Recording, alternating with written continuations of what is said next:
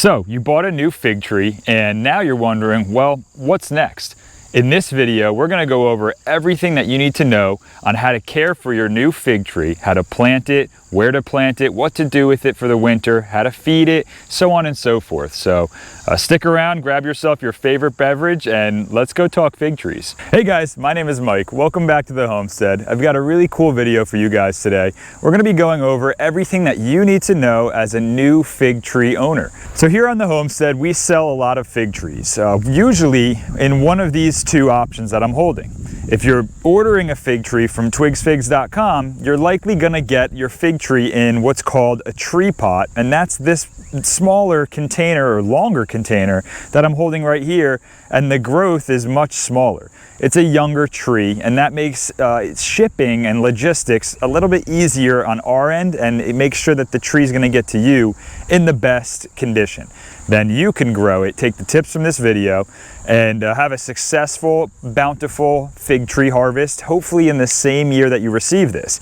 Now, if you're buying locally or from one of your own local suppliers, you'll probably be buying something like this or similar. This is a 1-year-old fig tree. It does have some figlets on it. Not sure if you guys can see those there, but this tree is already beginning to become lignified, and it's in a 1-gallon container, and it generally has a more established root system. So when we're talking about fig trees, or any tree in particular, there's two different ways you can go when you buy it. One, you can plant it in the ground. That's option one, and that's generally the best option. It's going to have the best success long term for your plant. Or two, you could plant it in a larger planter or pot that gives you a wide range of flexibility and options that you could do with that plant in the future. So like all things, there are pros and cons for both.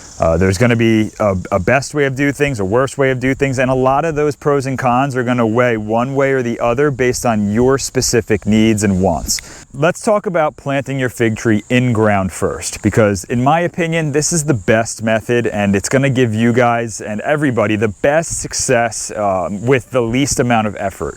So starting off, there is pros and cons. Like all good things or all things ever, there's one way or the other way. The pros to doing it is you offer your plant water, and that's very important, and a consistent water.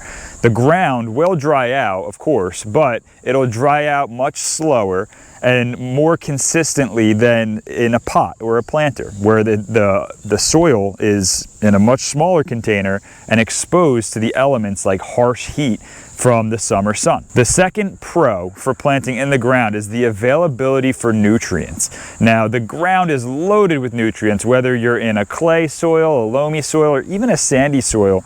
The ground is generally going to have way more nutrients and availability to those nutrients than any medium you put in a pot without supplying additional nutrition. That's important. Fig trees, they need a lot of nutrients. They suck up these nutrients, and they need a lot of water.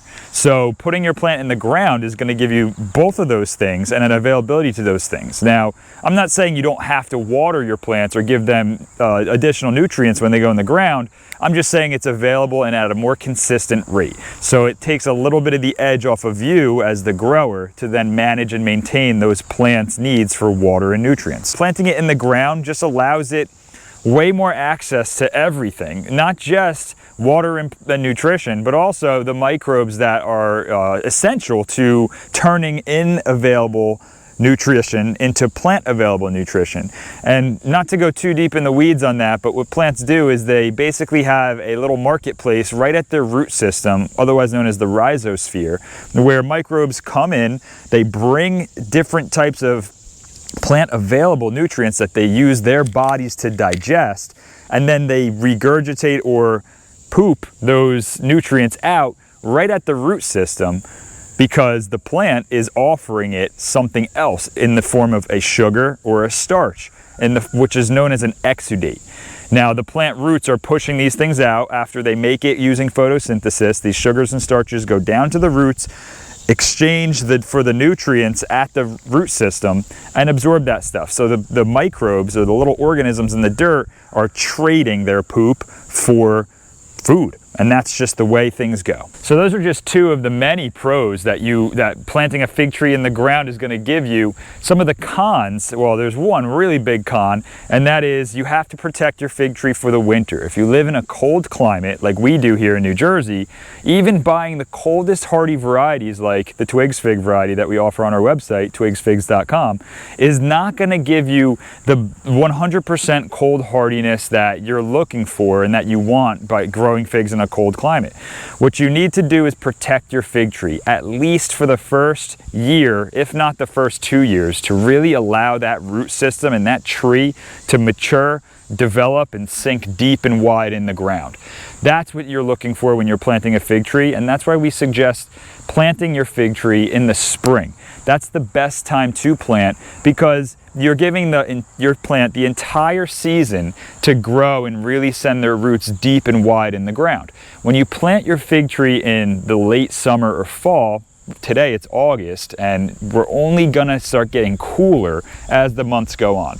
The summer solstice is long behind us, and now the days get shorter, the seasons get cooler, and we're headed toward winter. So if you were to plant a fig tree in the ground like we're doing today, you're gonna have to give it some kind of winter protection, which we'll go over shortly.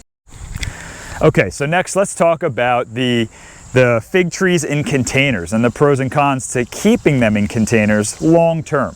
So number one, the biggest reason why people keep their fig trees in containers is for the ability to transport them from A to B without causing any damage or shock to the plant. Keeping it in a container like this means I can move it from here to over here without causing any harm to this plant. This plant's gonna be just fine. That would be really hard to do if my plant was planted in the ground for obvious reasons. So that's number one, that is the most important. And number two is the opposite of the cons for planting it in the ground, and that is we can completely control what type of medium that this fig tree is growing in, what type of nutrition that's going through that medium to feed the plant, and number three, how much water we're giving this plant and what times it gets water. So kind of we have two sides of the scale here. We have two options for us, and the pros and cons are pretty much opposite from each other on both sides of the spectrum, which gives us as planters a wonderful opportunity to manipulate those two options to our benefit. And I personally use both for the right application, which is what you guys are going to have to decide once you get through this video. And with that being said, this is a great opportunity for you to hit that thumbs up button and consider subscribing to the Twigs Homestead YouTube channel. Really helps us grow, and we would greatly appreciate it. So now we know what the options are available to us to do with this fig tree. It's time for us to decide what we want to do with it and why we're going to do that. So reason number one why we would keep it in this container, even put it in a larger container like this for the rest of the summer, is the winter's going to be coming, and we want to make sure that this tree lives into next spring, where we're then going to plant it in the ground. And that's what I recommend for 99% of you guys buying fig trees in August, September, October. Keep it in the container, put it in a larger container, and then bring that container into your garage after the tree goes dormant, all the leaves fall off, and it looks like, just like all the other trees around in the ground, it's ready for winter. Bring that container into your garage or an area that does not freeze over winter. You don't want to really bring it inside. You run into challenges with pests, and the tree doesn't fully go dormant, or it tries to come back and wake up for the spring too soon. You want to bring it into a unheated space that doesn't freeze. So generally staying between 38 and 50 degrees for the entire winter, which in most cases are going to be a garage if you have availability for that. If the root system to this container freezes, the tree will die. And that goes for all plants in the known world. Is if you get this root system freezing cold like a block of ice, the plant's probably not going to come back to life.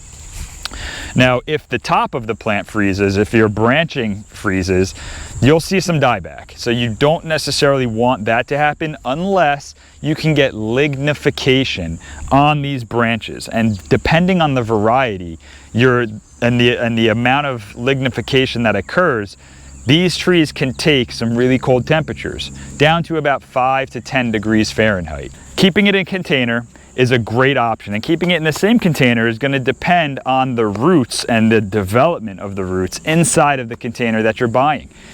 Trees come in all different stages of their life. This tree hasn't necessarily reached the bottom of this container, meaning that there's still room and still time for it to grow. If this tree was root bound and we were able to see all of the roots coming from the bottom and pushing through, that would mean it's time to transplant it into a larger container, which it could then finish the season out, and we could then plant it in the ground in the spring. So you guys are fortunate because I'm going to be showing you how to do both methods today. So let's start with transplanting this tree into a larger pot, because now we know and we identified that we're going to keep this tree in a pot and we're going to move it into a garage for the winter so that we have the best chance of survival going into next spring, which we'll then plant in the ground. Okay, so what we're looking for when transplanting our fig tree is, one, we want to make sure that our fig tree is nice and healthy and it's ready to be transplanted. You don't necessarily want to transplant a really sad or sick looking fig tree, because transplanting any tree, any plant, is going to have some kind of negative shock effect, meaning the tree is going to be a little bit upset for a day to maybe up to a week after you transplant it into its new home, before it kind of shakes off that shock and then starts really growing and doing well for you. So giving your plant the best success means giving your plant a successful start before you transplant. So here's a side-by-side of two different plants. They're both the same exact fig tree. One is doing really well, and this is one I've been holding the whole time. You can see the leaves are pointing up toward the sun. It's really pushing new growth. The new growth that is pushing is super healthy and green. And then over here is a tree that I just unfortunately forgot to water. It fell off of the drip irrigation, and so it hasn't had water in 2 or 3 days, and it's very sad. As you can see, the leaves are very droopy, and it needs water. Otherwise, this tree is a pretty healthy tree, but I wouldn't transplant this tree today because it's already fighting something, and in this case, lack of water. Whereas this tree is not, and it's very happy. So what I would do in this scenario is I would water this tree really good, let it recover for a day, 2, or maybe 3 days, and then once it's showing signs of real happy, healthy growth, like this one is, I would transplant it into a larger container. So this is a really good example of exactly which plant would be ready to transplant today and which one would not be. Next, let's talk about container size that you're going to be transplanting your fig tree into. And this is very important, and it's very personal. It's going to depend on what your plans are for your fig tree. If you plan on keeping your fig tree in a pot for just the winter or the rest of the season to get through the winter and into the ground next spring, like I am today, then you only want to increase the container size a little bit. In this case, we're going from a number 1 size, or a 1-gallon pot, which is what our fig tree here is planted in right now, to a 3-gallon, a number 3 size pot, so that the fig tree has just enough room to grow for the rest of the season, which is August, September, October. Leaves usually drop, trees go dormant in November, and then to get through the winter. In the spring, we plan on transplanting this plant into the ground so that it can grow in the ground for the rest of its life. So by putting it in a number 3 size container, we're just a little bit bigger than the number 1 size container. We're going to buy ourselves just enough time to achieve our goal. Now, that might not be the case for your specific scenario. You might want to keep this fig tree in the container all next year and then plant it in the ground maybe in 2026 or 27, or in our case 27 or 28, depending on the year that you're in. So you might want to go in a larger container for that case, which would be a great idea to go into like a number 4 size pot, which is something like this. That's what you're looking for. So by giving it more volume of medium to grow into, you're buying yourself more time that plant will thrive before it goes root bound and actually starts to hurt itself by constricting its roots. There are methods to reduce the stress that a plant could have by root pruning, which is something that we can go into a little bit more detail in another video. But for this scenario, you have to determine how long you want your fig tree to live in this container. In some circumstances, when your fig tree is not cold hardy at all, so there's certain varieties that I like to grow that can't grow in our climate, we put them in really large containers, something like this, which is, I don't even know how big this one is, but it's pretty big. It's probably about the circumference of a 55-gallon like drum that you move chemicals or something in, which is a large volume, and a tree that grows in that can stay in there for many, many years, if not indefinitely. And we do that on the homestead here. We have some varieties like Black Madeira that just can't go in the ground and deal with the winters that New Jersey offers. So we put them in much larger containers, and we move those containers into an insulated garage space that does not freeze, and we plan to keep those trees in these containers forever. So if that's you, choose a much larger container to transplant into. In my case, we're just doing a 3-gallon container to get us to next spring. So now for the fun part. Let's transplant this fig tree into our number 3 size pot that we decided and chose that we're gonna plant into. So going over the medium, this is important, but you guys will have to do your own research. In my case, what I like to use is a light medium that I make myself. This is 1 part compost, 1 part topsoil, and a little bit of what's called vermiculite, and that just allows porosity in the soil and allows drainage. Now, I mix this up myself. You guys can use a potting soil from Home Depot or Lowe's. You can use your own native soil from the ground. Do your own research and figure out what you think is the best soil medium for your plant to go into, because those debates go on forever on the forums. So we chose our medium. What we're gonna do is we're gonna put a little bit in the bottom of our pot, and that's important. You definitely wanna add a little to the bottom, because you don't want the bare roots of your fig tree sitting on the plastic of the bottom of the pot. That's just gonna cause stress by drying out the fig tree. So we add a little bit of soil to the bottom, maybe about 1/3 or 1/4 of this pot is what we just put in the bottom. Next, to remove your fig tree from its existing container, you kind of want to massage the pot, right? Like, we're just squeezing it a little bit and we're spinning it, and we're really breaking up the soil around the edge of the pot, but being careful not to disturb these roots too much. These are not tomato plants where you take the plant out of the pot and kind of break the roots up at the bottom. You don't want to do that. These are trees. These roots don't want to be disturbed all that much, and they will grow and find their own way once they're transplanted. So we massaged it, we flip it over. Let me show you guys what I'm doing with my fingers. So I'm kind of straddling the base with my 2 fingers, like my 2 middle fingers here.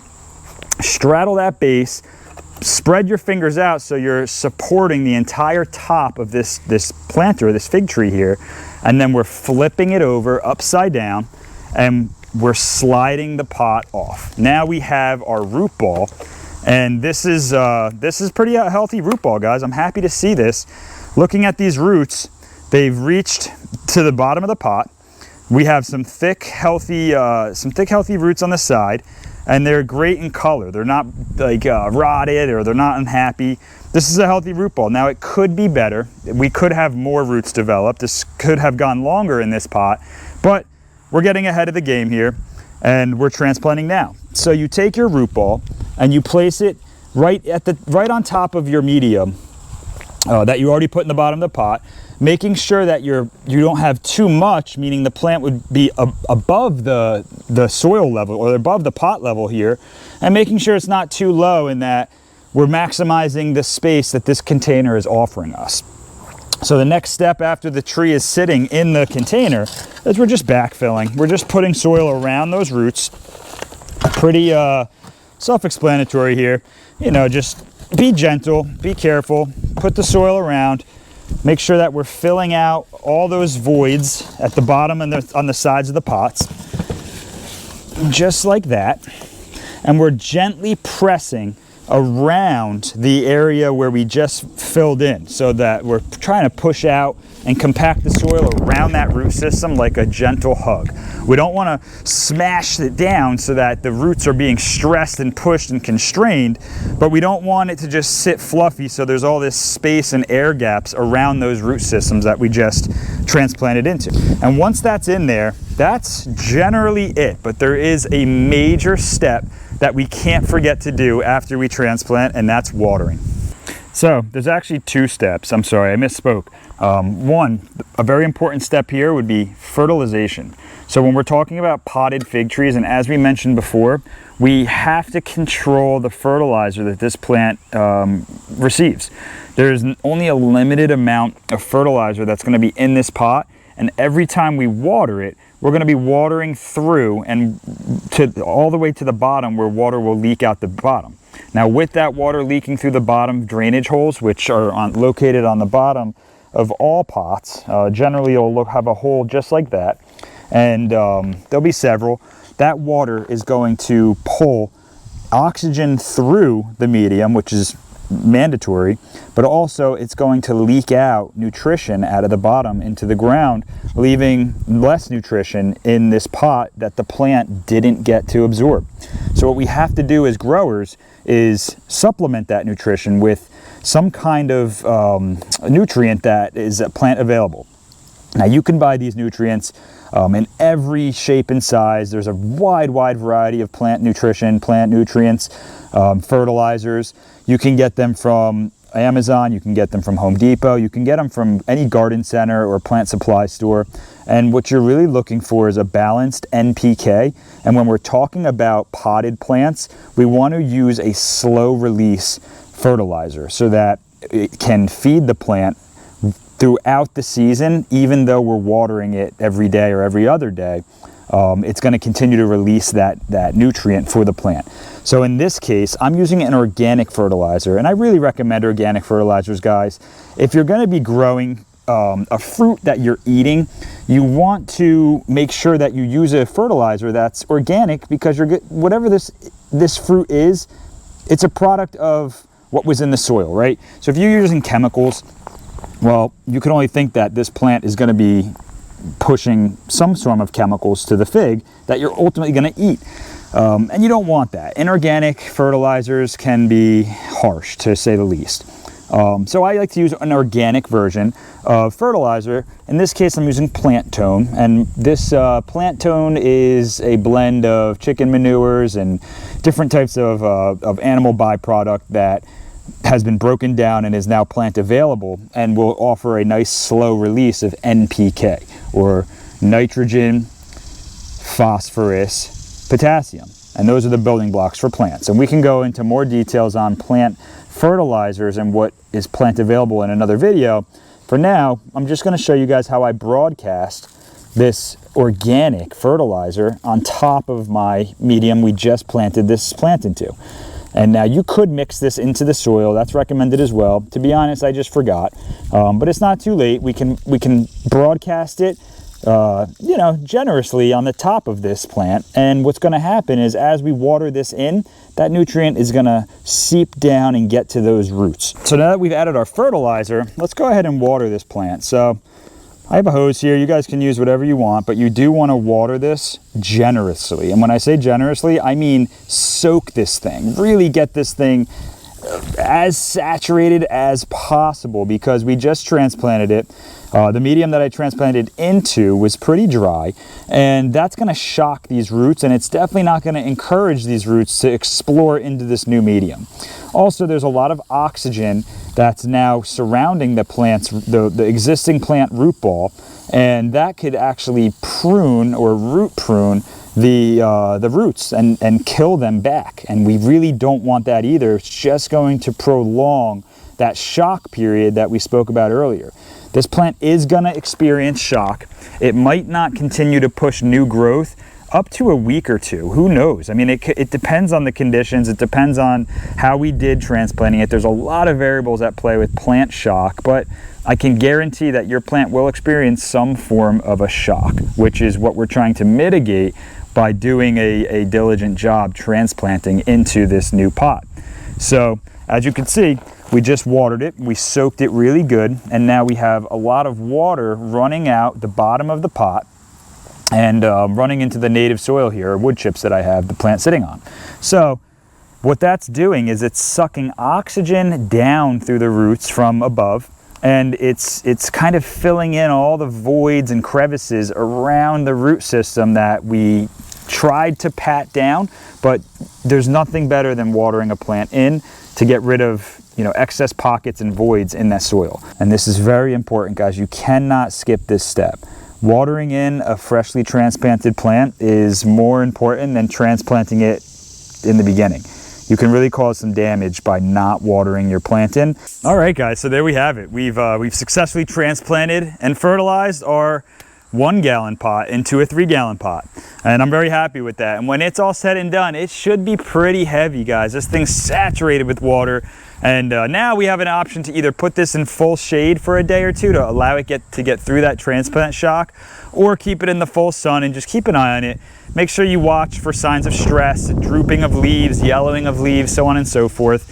In my case, I'm gonna leave this out in the full sun because it was a really strong plant going into this transplant. It was already hardened off for the full sun, and I don't see this plant having a problem. So again, it's gonna be up to your discretion to make that decision on what you do with this plant after it's transplanted. And in my case, it's gonna stay right here in the sun, and I'm gonna keep an eye on it. So let's go out in the field now. We have another 1 gallon potted fig tree to transplant into the ground, and I'll show you guys how we do that. Okay, so we made it out to the field, and behind me is my fig tree orchard where I have 60 different varieties of fig trees planted. And I'm gonna be planting this one into the ground, into a hole that I already pre-dug. Just for the sake of your time, I'll recap here. We're gonna plant this in the ground. We're gonna put a 5 gallon bucket over top of it, and we're gonna really cover that whole thing with wood chips to insulate that from the winter and protect this tree, this young tree and young root system, from those really cold freezing temperatures. And that's how we're gonna make this tree survive in the winter after we put it in the ground. Now it's mid-August today, so we still have the rest of August, September, and October before we're going to deal with any freezing or frost conditions. So this tree will grow and spread some roots into the ground, just not enough to survive without any winter protection. Okay, so standing over the hole that I've already pre-dug, there's some key principles that I want to go over before we go and even put this in the soil here, and that is the width of the hole that you're planting in. Just like a container, you want to make sure that the hole that you're planting your fig tree into has plenty of room around the pot. Ideally, you're going to dig a hole about double the volume and size of the container that your plant is already in. In this case, it's about a 3 gallon size, or a number 3 size pot, except in the ground, dug as a hole. And that's exactly what we're looking for, this number 1 size pot to transplant into, giving me about 3 inches of space around the entire pot, and also making sure that it's deep enough that the plant can be submerged into the hole itself. Now, you don't want to send it too deep in the hole. You want to have it flush with the ground, but you do want to make sure that there's enough depth in that hole to backfill with some medium, just like we're transplanting into a pot. So let me show you what we do. And then some of these tips and tricks here are going to be almost identical to the transplanting in a pot method, in that we're going to add a little bit of medium, a little bit of the same potting soil that we used for the transplanting of the pot in the bottom of this hole. And we're not doing too much because the depth was just right. So just a little bit, that's gonna help. And then next, what I'm actually gonna do is add a little bit of fertilizer. And again, it's the same plant tone fertilizer we discussed before. I'm adding that to the bottom of our hole here. So just enough there, a good sprinkle. We're doing that same method to remove the pot, the fig tree from the plant, or the pot itself, and that's by gently massaging the pot, right? We're going up and down. We're kind of just breaking up that soil off the interior edge of this plastic pot here.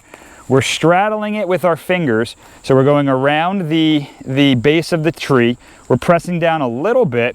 We're inverting the pot, flipping it upside down, and then squeezing that pot at the bottom and gently lifting it, separating it from the root ball and the pot itself.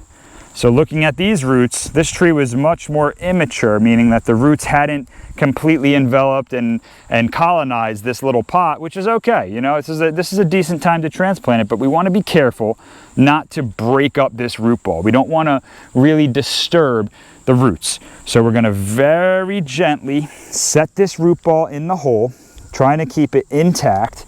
And then, just like with the other method, with transplanting in a pot, bringing some medium in, and we're just going to backfill around the root ball itself.